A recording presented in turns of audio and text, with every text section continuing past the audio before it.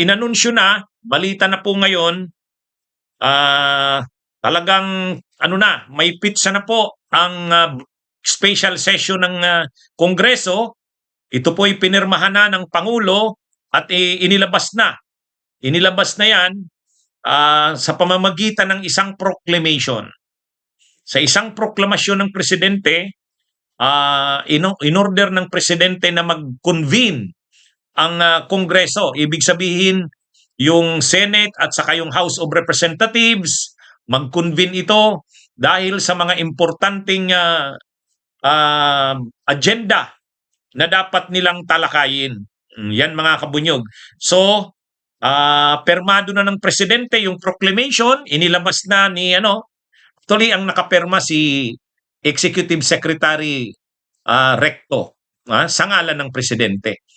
Inilabas na ito at ano na yan mga kabunyog, talagang tuloy na yan sa June 17. Ano na yan? Actually, matagal na nating pinag-uusapan yung special session na yan. Matagal na yan kasi kailangan talagang magkaroon ng special session. Bakit? Kagagawan kasi ni Cayetano, nagtapos yung session, nag-adjourn yung Kongreso, lalo yung Senado, noong June 3. Nag-adjourn sila noong June 3. Pero, tatlong araw, nawalang session ang Senado. Hindi uma-attend yung grupo ni Cayetano. Kaya napakaraming mga importanteng legislations na hindi na-aksyonan. Yung unang araw, hindi umattend yung grupo ni Cayetano. Yung pangalawang araw, hindi na naman. Mabuti na lang nung June 3, umattend na si Chis Escudero. Kaya nagkaroon na ng quorum. Pero bagamat nagkaroon ng quorum, kapos na rin ang oras. Kaya maraming mga bagay ang hindi na aksyonan ng Senado noong June 3, bago ito nag-adjourn.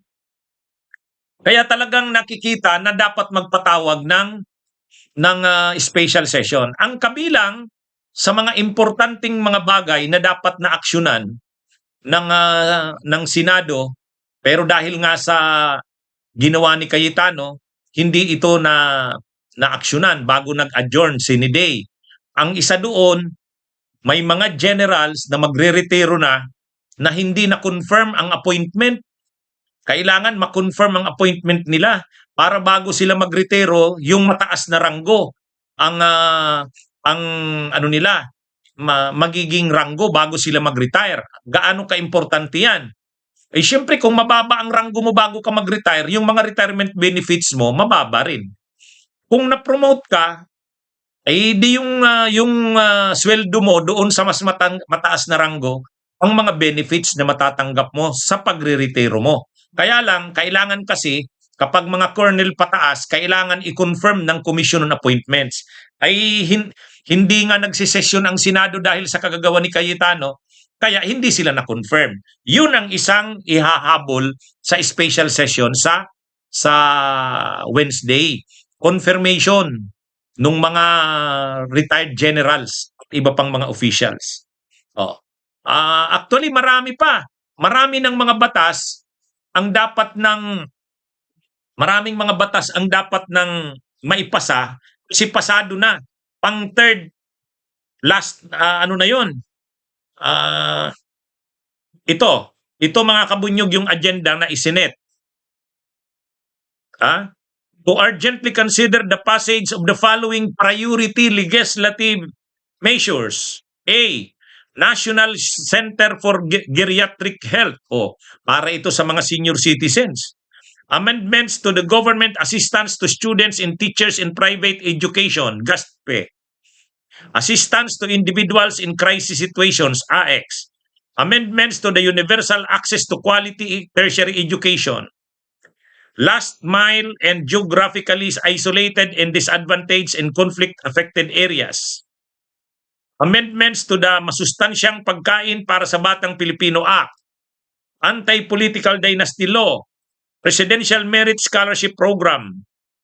And such other measures aimed towards strengthening social protection and uplifting the lives of the Filipino people. The special session is likewise called to allow the Commission on Appointments to convene and act on appointments made to the cabinet, the military, and the foreign service. O yan ha, yan mga kabunyog. Kaya, kumbaga, napaka-importante nitong special session na to. O ngayon, tuloy na po yan sa June 17. Ito ay Proclamation number 1318. Proclamation number 1318 calling the Congress of the Philippines to a special session. Ang power na yan ng President na magpatawag ng special session ay pursuant sa Section 15, Article 6 of the Constitution. O yan mga kabunyog. Kasi kapag naka-adjourn ang Senado at saka ang Kamara, naka-adjourn, Senate Day, mahaba yung adjournment niyan. Katulad niyan, June 3, nag-adjourn. Babalik sila July 27 na eh. Sa SONA na yan, sa SONA. Pero kung may mga priority na mga gagawin ang Senado at ang Kamara, mag-o-order ang Presidente ng special session. Sa pamamagitan ng isang proclamation. Ito na yon. So, ano na po yan? Permado na ng Executive Secretary sa ngalan ng Presidente. Kaya tuloy na po yan. So, June 17. June 17. Ano na ito? Naghahanda na ang liderato ng Senado at saka ng Kamara para dyan sa special session na yan. Dito pa lang mga kabunyog mga kababayan, makikita na natin na ang kinikilala talaga ng Malacanang, na liderato ng Senado ay yung kay Gatchalian. Unang-una, ang nag-request ng special session ay yung leadership ng Senate sa ilalim ni Gatchalian. Pangalawa, yung proclamation ng Presidente, pinadala niya sa tanggapan ni Senate President Pro Tempore, Win Gatchalian. At ang magpapatawag ng special session sa Wednesday ay ang liderato ni Gatchalian. Ang magpipreside sa special session sa June 17, si Gatchalian. Kaya sa totoo lang, dito pa lang makikita na wala naman na talaga si Cayetano eh. Wala naman na si Cayetano. Ano na yan mga kabunyog? Pero dito masisilyuhan na rin yung issue ng leadership ng Senado. Bunyog, bunyog, halikan na kasama ka. Bunyog, kapag buklod ay may pag-asa. Luzon, Visayas, Mindanao, isa ang pananaw. Sa bagong Pilipinas ang bunyog isisigaw. Bunyog.